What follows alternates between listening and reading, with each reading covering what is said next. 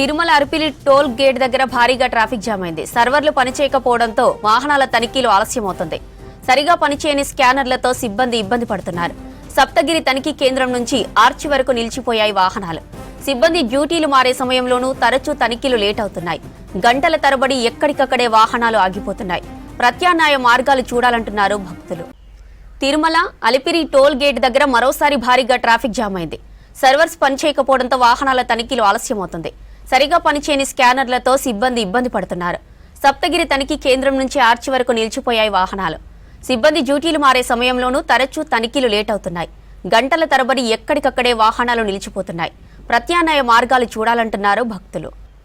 Tirumala Alipiri toll gate దగ్గర మరోసారి భారీగా ట్రాఫిక్ జామ్ అయింది.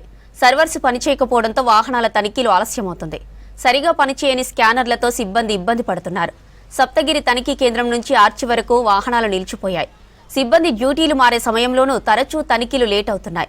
గంటల తరబడి ఎక్కడికక్కడే వాహనాలు నిలిచిపోతున్నాయి. ప్రత్యామ్నాయ మార్గాలు చూడాలంటున్నారు భక్తులు.